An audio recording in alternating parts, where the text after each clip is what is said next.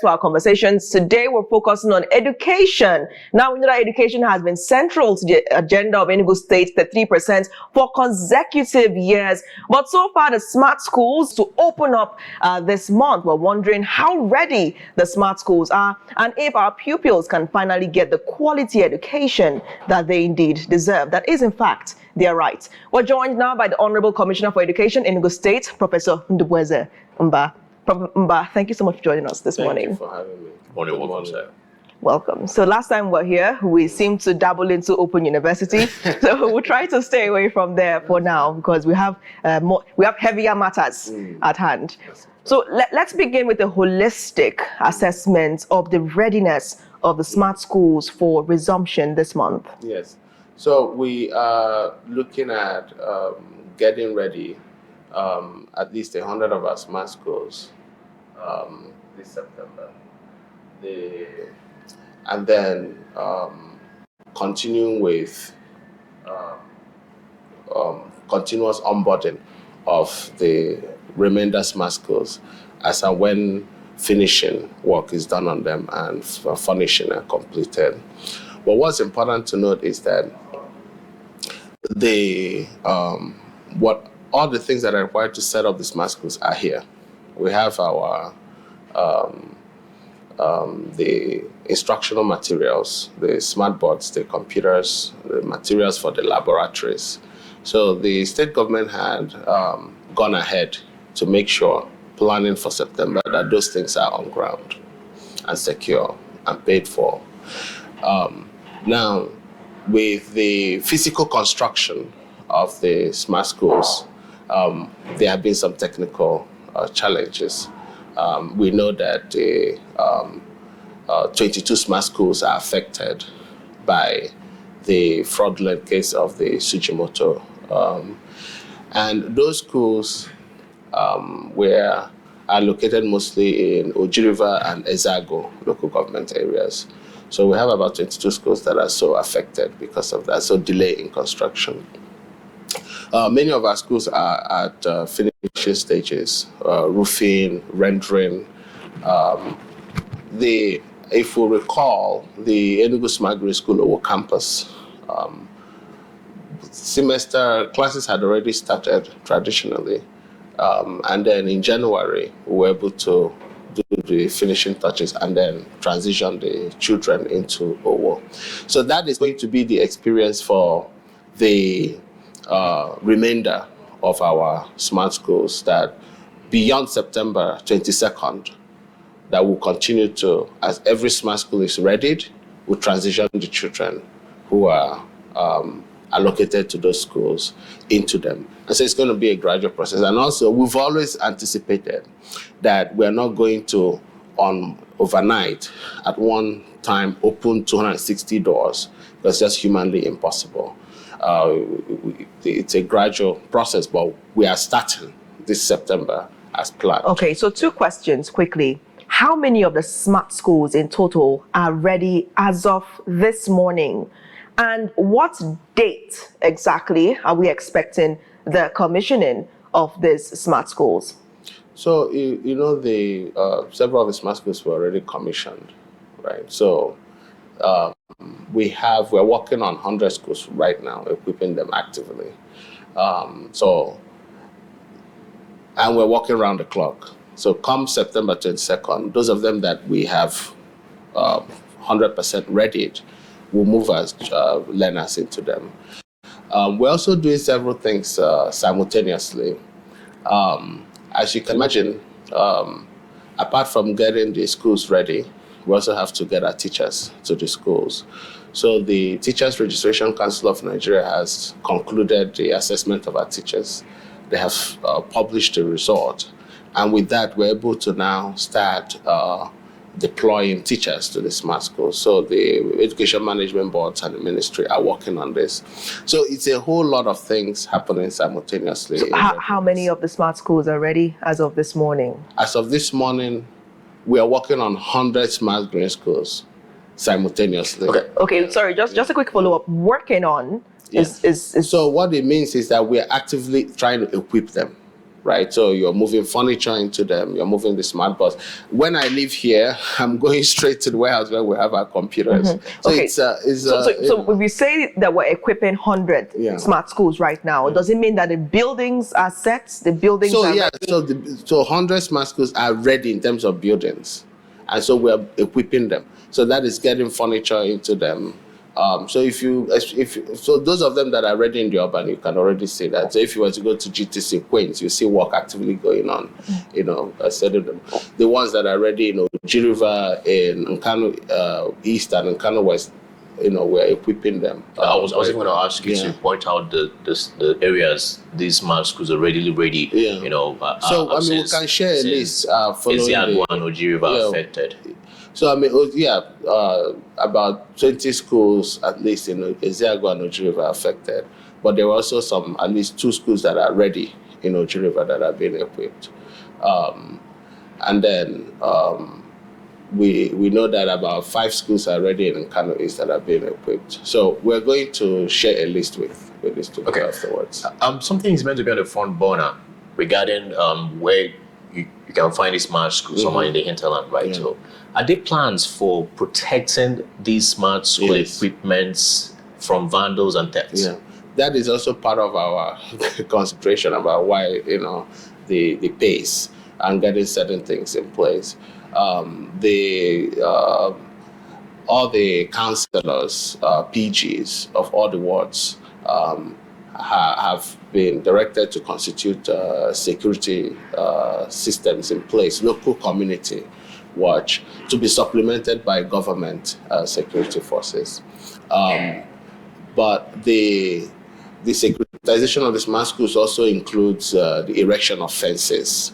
So that is the next phase, work that will start now. We expect that and this is under the purview of the local government mayors, to work with the state government to provide the securitization in terms of fencing, and also establish a security post at each smart school. So I was going to ask, is fencing enough? Yeah. So is the fence, is the security post, is the personnel which will be provided by the host community. There's been a lot of sensitization. The state government called a meeting of all the PGs in the state. And there was a sensitization and a social contract that they're going to take responsibility for protecting this huge investment in their community. But the government will provide the fencing, will erect the security house, and the local communities provide the security personnel. And then there's also DRS and forest guards are being also mobilized. And then the next phase of that securitization process is CCTV. But that's going to take some time. So to be in phases. Right. So there have been a lot of questions and concerns over transparency, especially when it comes to contract handling. People have been asking the question, so 22 smart green schools were handed over to someone from Osun State, a Yoruba man, right? Ogundele. Yes, Mr. Ogundele. So that is all they know. And they feel that Enugu contractors are not good enough to handle the smart schools. So then they are wondering, what is the ratio? Who is doing what? And where is such a person from? So could you break down categorically and in detail, clearly, who and how many of which tribe, in regards to the smart school? Yeah, so I've never for once considered the ethnic origins of contractors. So I cannot give you those details. But also it's information that is easily obtainable from the Ministry of Works, which is the ministry responsible for contracts. You know that the Ministry of Education is responsible for policy, for design, for teacher training, for curriculum development. Indeed, how it works is that the state government, through the Ministry of Works, handles contracting infrastructure.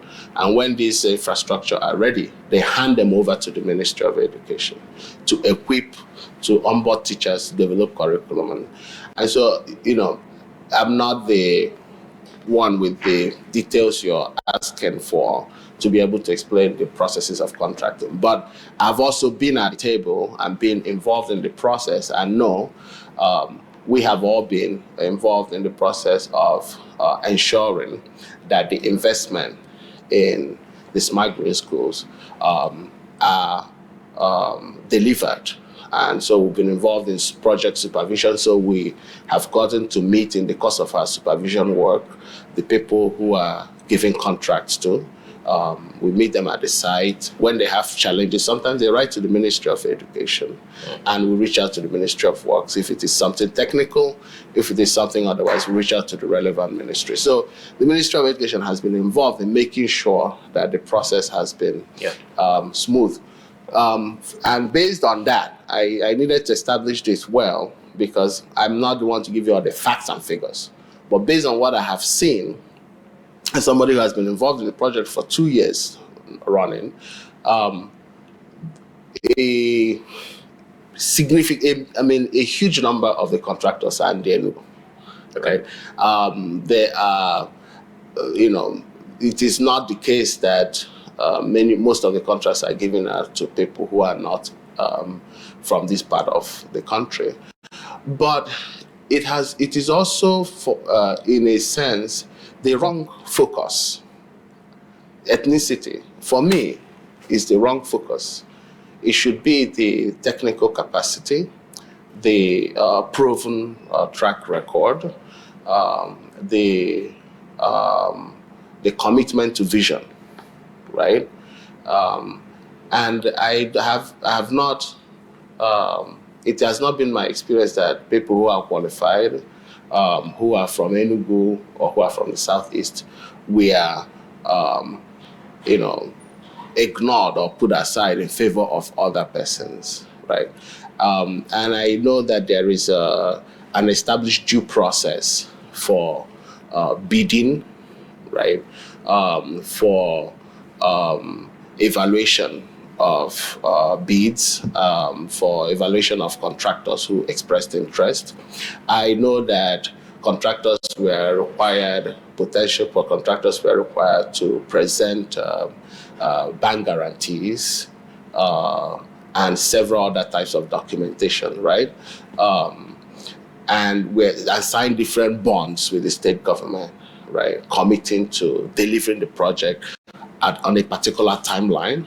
And I know that the contractors were given technical requirements for the buildings and what they must. All right, let me just jump in. So you said you can't give us the specific details because that should be for the Ministry of Works. Yes. So there are two clauses here.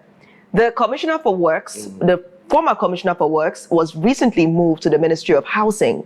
So we have a new commissioner there who is obviously trying to, establish himself, get oriented and acquainted and all of that. So it's impossible to really extract the information we want as of now. So let me just establish the Ministry of Works has all the data. The audits, right? Yes. So second side of this is Enugu residents are concerned that the contracts are not being openly bidded. They don't know who the contractors are. So are you saying that even within the government, you as the Commissioner for Education doesn't know who these contractors really are? If 22 were given over to Sujimoto's to do, so are you saying that even within the government, that the discussion was just between the state governor and the Commissioner for Works? I think, we're all part of the conversation. I never said that I don't know who the contractors are. But you said you cannot provide details. You asked me to give you details, yes, ethnic origins, and these are who owns the data. companies?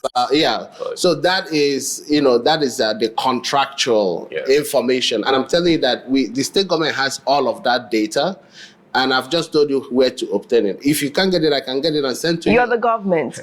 You are the government. So you sat at the meeting. Yeah. You are the government. You are the state government. So could you categorically tell us at least segments which contractor, how many schools was this contractor given? I mean, we want to know more about this. If we're not carried along all through the process, then who did what? I don't think we should create the impression that it's not real, that this information is not available. So make it available to us. So we can send you the information, but what you're asking me to do right now is to list the contractors and how many of which contractors. I don't have that information. Just an example.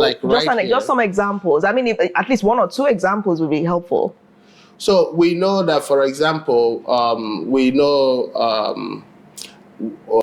one of our contractors who is an Enugu person that I know. And I got to know of them because they did so well. They were given 2 smart green schools. They finished it in record time. They built the the Queen's Campus Smart School. They built the smart school in my village. That's how I got to know them. I didn't know them before, but I saw the work they were doing. I got to find out who they were. They finished the smart school in Uguamo in record time. And because of that, His Excellency gave them a letter of commendation. And they received 3 more smart green schools, right? So such stories, right, they come easily to mind because these are contractors who, they're Enugu people, they're young people. They were given these contracts, they delivered on the job, and as a reward, in the second phase of the contract of the smart school projects, they were given more smart schools, and they're on top of it. So we have such many examples. But what I'm saying is that if you want like the full list of the detail of the contractors, I can't rattle them off my head. I have to send you a document so you can look at that. But I also don't know all of their ethnic, origins.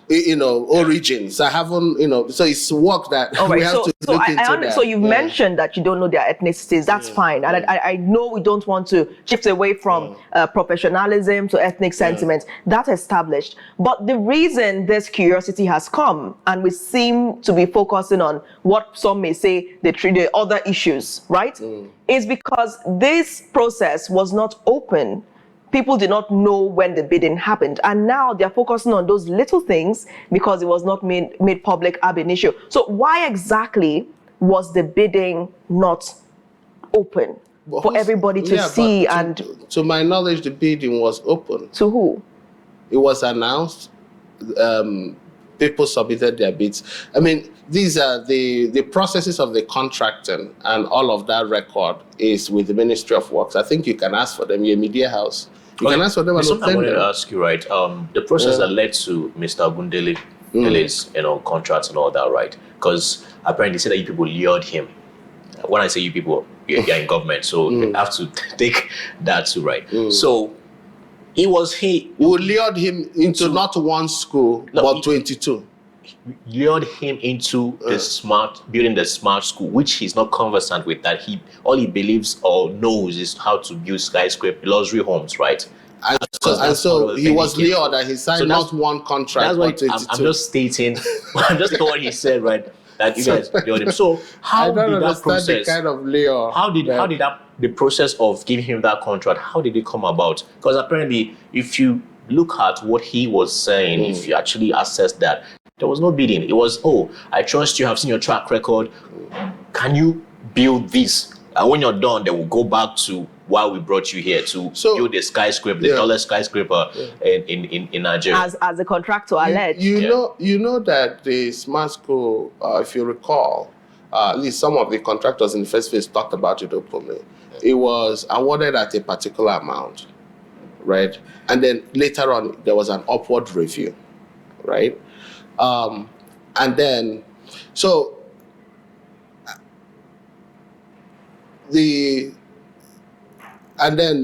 for the contract to be awarded, the contractor had to demonstrate the evidence of financial capacity, technical capacity to do and sign the contract.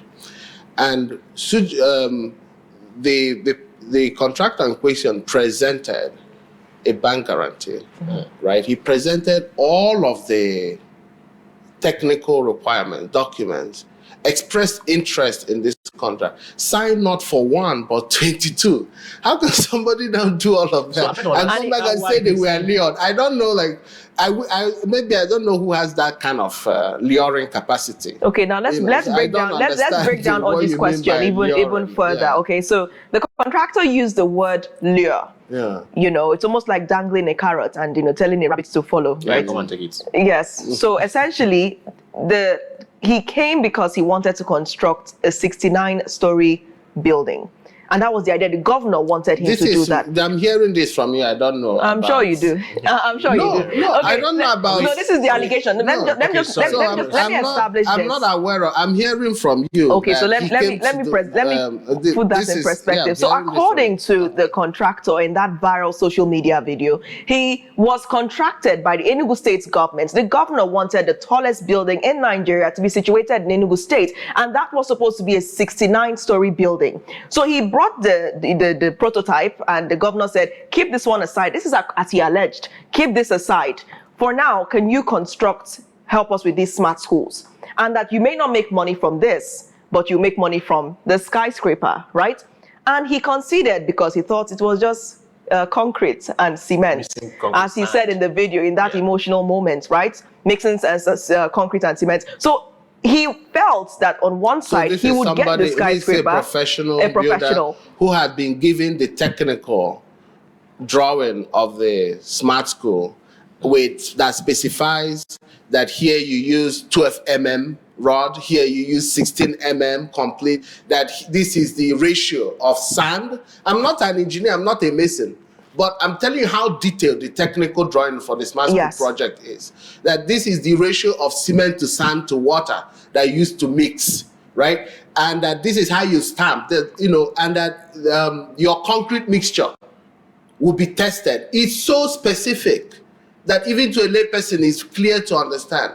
So how can somebody who is a professional builder that builds skyscrapers not be able to read and understand the technical specifications of a smart school building? It's great that you mentioned say that he thought he was going to just mix sand and water. So he was like I don't know. Beyond what he said, I have not seen the so-called viral video. Forget the viral video. Let's keep the viral video aside. You said something and it's striking and it did catch my attention. So you're saying that the structures he put on ground did not even meet the average professional requirements of the smart schools, that he used thinner materials than expected, substandard materials, because we really want to know what was observed by the ministries during the inspection. Okay. So the first part of the thing, why I referred to the specifications is because you referred to his video where he's saying he was just mixing this. So I was surprised by that. And so I'm telling you that I know that the technical drawing and specifications of the smart schools are quite clear.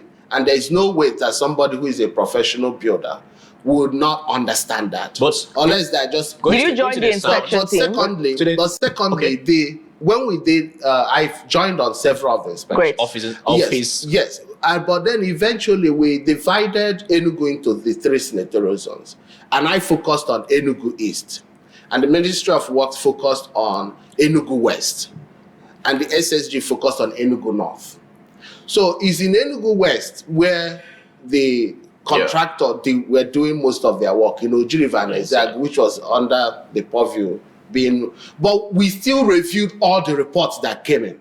So I've been in conversations in reviewing the reports of several of the sites, and including reports from host communities about the abandonment of projects.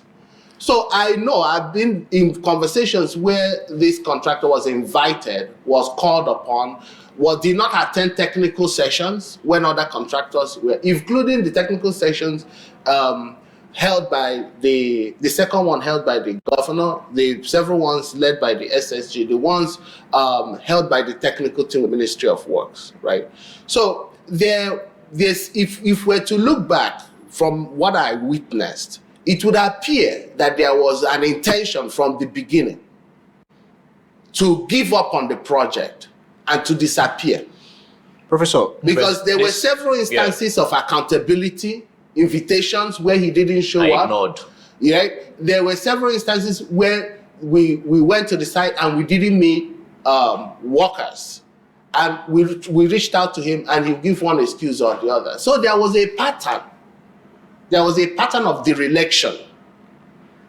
But even me, I would not have expected that someone would have the audacity, the gumption, the comfort, the will to believe that they could just walk away with public funds without accountability. And whatever we may think as in the Enugu about, oh, how did this person, this is job that several people are looking for, and then is eventually given to you, public trust. Do you understand? I mean, at the end of the day, that is what it is about. That we have taken our commonwealth and given to one person, and trusting public good delivery to one person, and the person decided to abandon the project and walk away with our money, and then come and try to do what you refer to as an emotional view. I don't understand. There's something I want to ask, right? Thank God you said that they did inspection, you guys did a review. I mean, we are not even part of that side, that's Enugu West, right? Now, what's on ground? The sites, like that Sujimoto Losry, what's on ground there? Are they substandard, or are they even up to standard a little? Yes, there several of them are substandard, so much so that when we handed them over to the mayors and the state government now started reinvesting to make sure that those communities are not denied the smart school, even while the investigation into this other contractor was ongoing. Some of the sites had to be broken down and started again because the groundwork was so substandardly done. So who do you think built the skyscrapers belonging to Sujimoto? So the question is, what is the intent? Was there criminal intent? That is what we should be asking. Right. Was there premeditation? So his professionalism is not in question, but his intent. So you still think, despite what we've seen, because you mentioned substandard materials, you still think that despite the shoddy job that you've said he did, that he is not unprofessional, but he only had an intent to rip Enugu off. I cannot judge about this. These are just like, for me, they're just words. What I know is this, that some of these sites were done with substandard and had to be broken down to be fixed, that he abandoned his project not once but several times, that he was not responsive to invitations to technical discussion and resolving issues, that he walked away with a huge amount of money of Enugu, believing that if he can do an emotional blackmail and that will be enough. I feel that this is an insult to us as a people. Okay. So, it's not, because when we begin to, we can begin to nitpick and say, how did he, but he's not denying that he signed a contract, that he was given, that he has a contract is illegal. There's something and that he was paid to do the job, and that he walked away without doing the job. These are facts of the matter. Prof. Mbah. Right? Okay, nice. The government believe so much in this guy that the oversights, the trust was too much that, he can deliver, because we've seen his track record. He builds beautiful luxury homes, right? So let's just leave him. He's going to do his work. And a bond was made in Jai's bank, and the money paid for this contract was paid to Zenith Bank. Why these loopholes weren't pointed out before the contract started? So the reports from the state government that I read presented that particular case as a fraudulent behavior on the part of the contractor. And that was one that the state government didn't catch. And it was only when they wanted to now call up his APG that they realized. So that is the report from the report that I read. And it was through that report that I learned of this even in the first place. You also need to understand that, yes, we are all government, but that we have our, areas of assignment.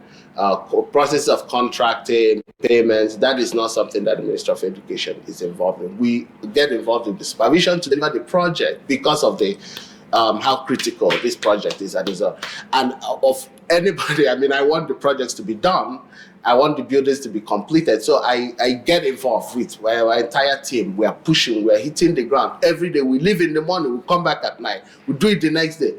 And there's a whole team across several ministries, SSAs, SSGs. So because of how passionate we've been about this project and how we're involved and how we've also tried to take ownership of this and see that it's done, we are very visible. So it makes sense that we will be asked these questions about technical aspects of the contracting.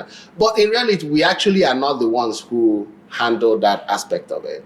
It's when such issues like this arise, then we can request and get that information. We have the privilege and we are privy to it. So it's not like we cannot get the information whenever we need. But we had not had any reason to start focusing on or asking, who was giving this project, how much were they, which bank account were their money paid, right? So our folk was a force, because there was no issue. We're not looking, because that was not even our job in the first place. Or there were particular departments responsible for that. So, in that sense, I understand we're all government and we all take responsibility. Even as Minister of Education, Commissioner for Education, I share the responsibility for this. And I'm so pissed off. I'm so mad at this guy. And this, because we're not talking about, what this really is for me is about the 22,000 children who are now going to not be in smart school when all the children are starting smart schools. In 22 wards, 22,000 children are now going to be delayed for months when all their peers have started smart school. So that is what gets me upset. And I look at the time we have invested in this. I mean, in fact, people can talk about the money, but I'm telling you, if you know the time and the energy and the commitment, mental, emotional, physical, that we have put into this project every day, step by step, from design, from, anticipating all manner of problems, even in this economy with all the problems, and the state government finds ways to find the money and we pay. And then something like this happens. How are you, Professor Mbah? I'm pissed. So, the morning show returns in split seconds. Stay tuned.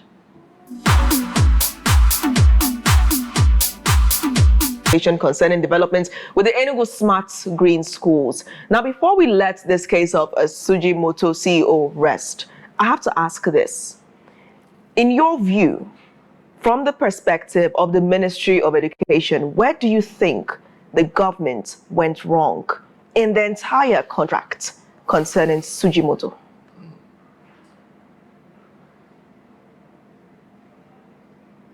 It's difficult to say, to be honest, because with the knowledge I have about the commitment of this government to the smart school and the passion to get the project completed, the political will to put all the money that is meant for the smart school, put it in that project, to negotiate on the behalf of Enugu that this project is done at a range that is not extortionate. I think we need to, there's certain things we are not appreciating, like for things that are context. If this were one of those typical Nigerian government projects, somebody will be telling you that they're going to use 2 billion to build one smart school. But the governor, first of all, built the smart school at home. He built it, and so he knew what it cost. He knew what the material requirements were. And he did it in 3 months. So we had a model. And then they built a cushion for inflation, a cushion for profit. And then, to reach the amount for that. So it was done responsibly. You understand? And then the way that money was released, I know this because we're in meetings where we'll ask contractors and say, okay, because we have not received money. And we look and say, well, you're supposed to reach this milestone before the next money is released to you. So the project was structured professionally, that contractors receive money per milestones that they reach. in the project. And we have a Gantt chart for every project. And we have a team that reviews that. And every day we have a platform where we have almost 600 people sending pictures and photographs every day on every project, categorized word by word, local government by local government, and we're reviewing it on a daily basis. A whole team is dedicated to that. So we have not just written report or visual of the progress of projects. And once people reach their milestone, they receive their payment and they build to the next stage.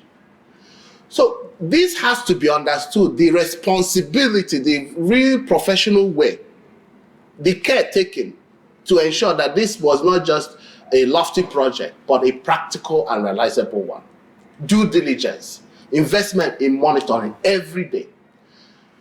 So when you take all of that into context, and you have a real estate developer who appears to have the financial resources, the technical capacity, and they come and they say they can take on 10 smart schools.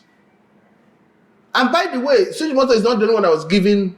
We have Enugu people who got 10 smart schools and more, and they're delivering on it. So speaking on that, the contract has been handed over to another contractor. Not Sujimoto's. I'm saying apart from, because we shouldn't, it wasn't just the CEO of Sujimoto that got more than one smart school. Yeah. I'm saying that there are Enugu people. Yes, we've established that. Okay, who receive multiple. So now in the aftermath of the Sujimoto incident, we understand that the smart schools have been handed over to other contractors to finish up. How is that process going, and who are these contractors? So they having established that he had abandoned these sites. That's right. And that 22,000 of our children are going to be left without school.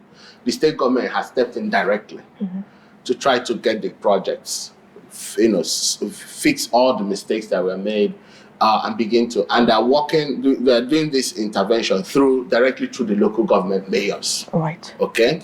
And where necessary, the local government mayors have been mandated. They can take up the project themselves and use direct labor with professional architects and the team of engineers and get the funding to get those projects ongoing. And if they feel like they want to re-award it to a contractor and supervise the person to get it, the most important is that the state government is saying we are not going to abandon our projects, that we're going to get the integrity of these smart schools. Exactly. We still maintain the integrity of these smart schools. Like, everybody is running helter-skelter right now, and they want to make sure that these smart schools are completed. Won't this affect integrity? So when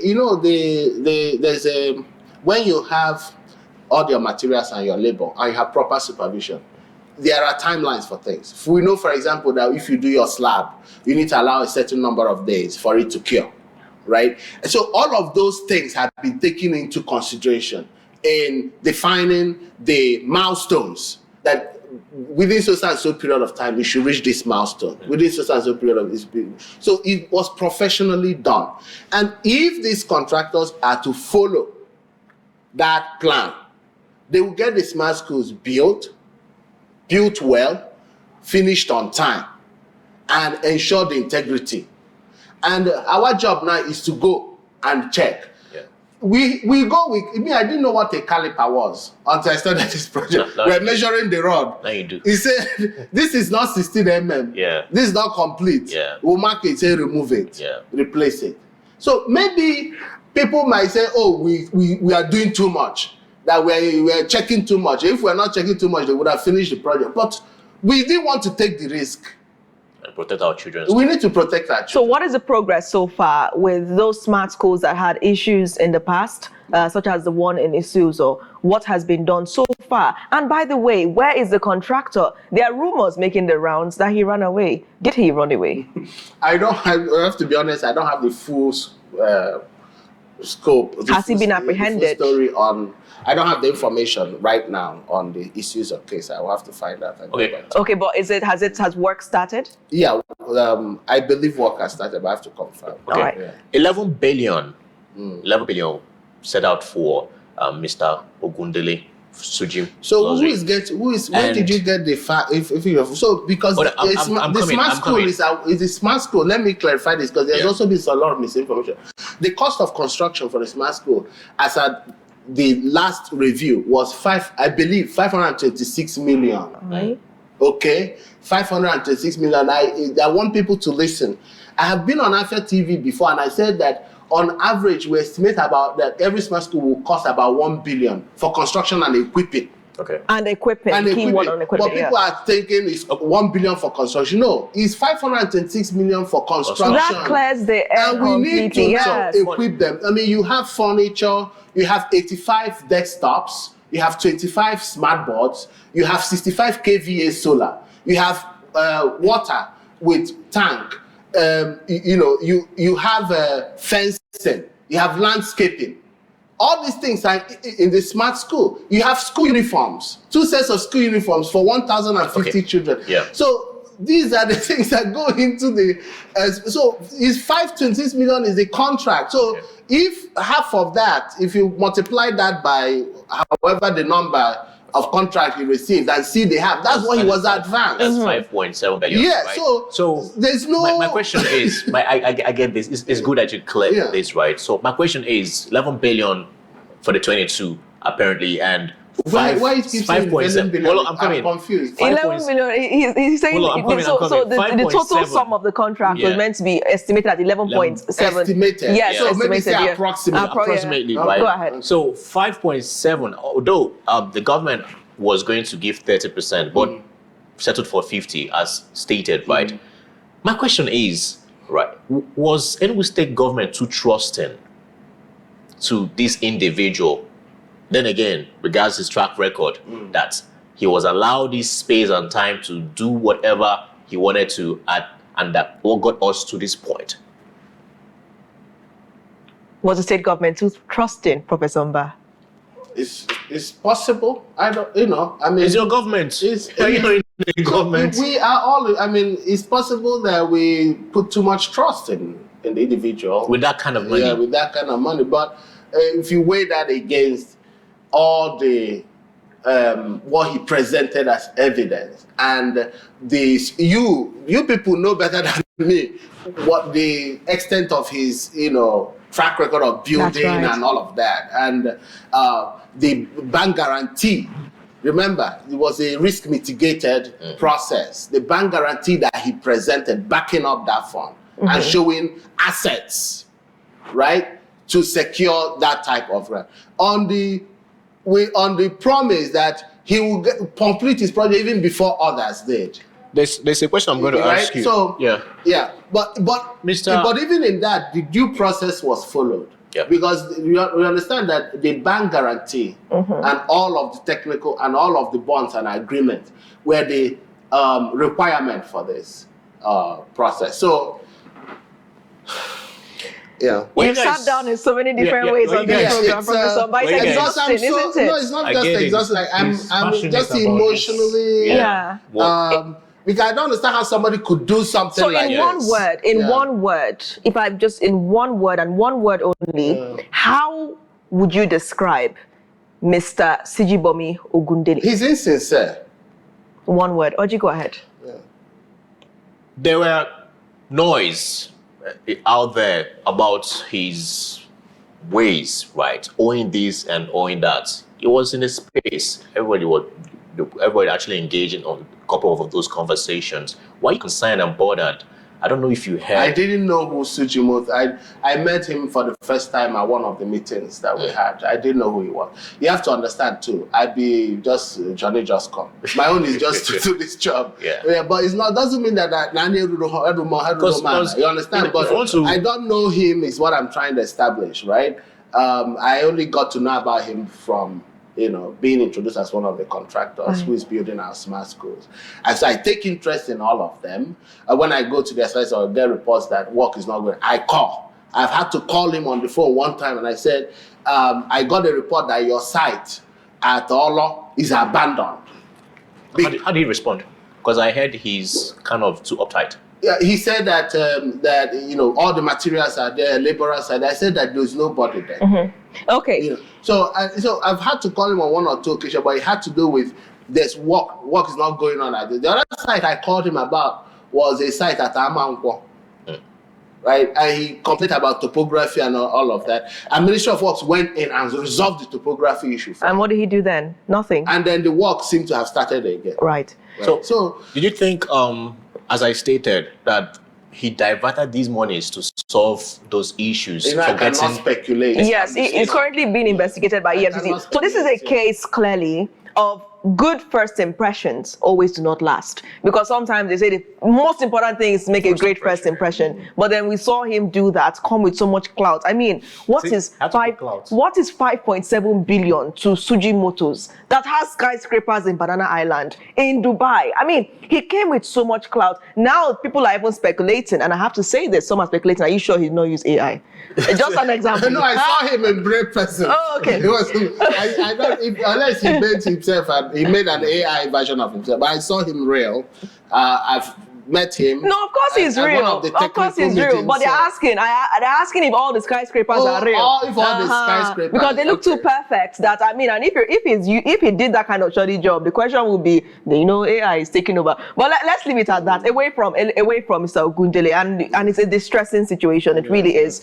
So the smart schools are set to launch September 22nd. Yes, so we'll start getting the kids. We'll get the kids and get our teachers, and that's we're working on that. Have the pupils started to enroll? And what about the TVET college? Would it be open as well? So walk us through the modalities. So the TVET college will be open on the 22nd as well. Our smart schools will open on the 22nd.